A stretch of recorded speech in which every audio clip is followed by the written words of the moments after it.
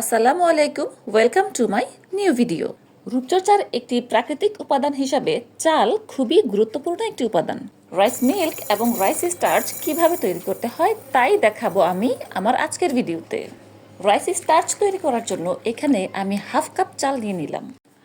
আমি এখানে আতপ চাল ব্যবহার করেছি। আপনারা চাইলে ভাত রান্নায় যে চালটা ব্যবহার করা হয় সেই চালটাও নিতে পারেন। চাইলে এখানে পোলাওর চালও ব্যবহার করা যাবে, তবে পোলাওর চালের স্মেলের জন্য আমি অ্যাভয়েড করেছি। চালগুলোকে পানি দিয়ে ভালো করে ধুয়ে পরিষ্কার করে নিয়েছি। ধুয়ে নেওয়া চালগুলোতে ডিস্টিলড ওয়াটার দিয়ে ডুবিয়ে রাখবো 3 থেকে 4 ঘন্টার মতো। মোট কথা চালগুলো নরম হয়ে আসা পর্যন্ত ভিজিয়ে রাখবো। ভিজিয়ে রাখা চালগুলো একেবারে নরম হয়ে গিয়েছে, কালার দেখেই বোঝা যাচ্ছে একদম সাদা হয়ে গিয়েছে। এবার চালগুলোকে পানি সহ একটা ব্লেন্ডারে দিয়ে একেবারে পেস্ট তৈরি করে নিব। পেস্ট না, ঠিক একেবারে জুস বানিয়ে নিব।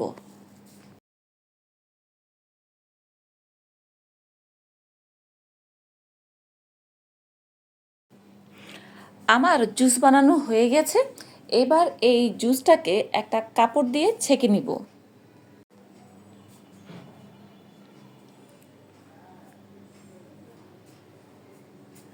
কাপড় দিয়ে ছেঁকে আমরা একেবারে মসৃণ একটা লিকুইড সংগ্রহ করব।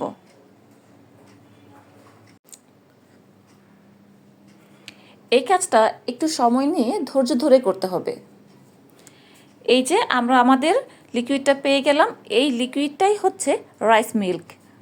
অনেক সময় প্রোডাক্ট তৈরিতে রাইস মিল্কের ব্যবহার হয়, এটাই সেই রাইস মিল্ক। এবার এই রাইস মিল্কটাকে ঢেকে রেখে দিব রাইস স্টার্চটা তলায় জমা হয়ে পানিটা উপরে উঠে আসা পর্যন্ত। এবার সাবধানে উপর থেকে পানিটা আলাদা করে নিব। ফেলে না দিয়ে এই পানিটাকে আপনি চাইলে ফেস টোনার হিসাবে ব্যবহার করতে পারেন।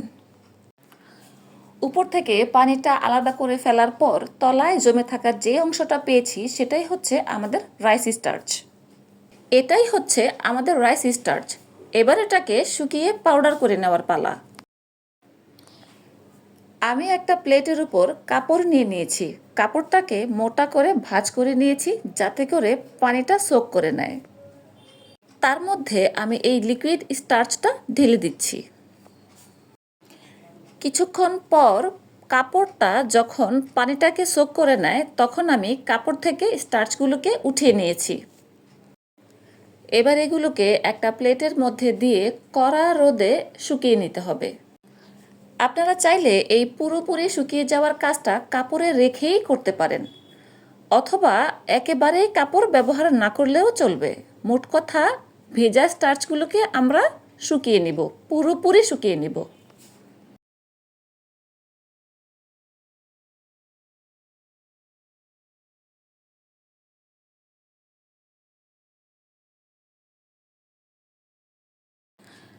আমার স্টার্চগুলো পুরোপুরি শুকিয়ে গিয়েছে।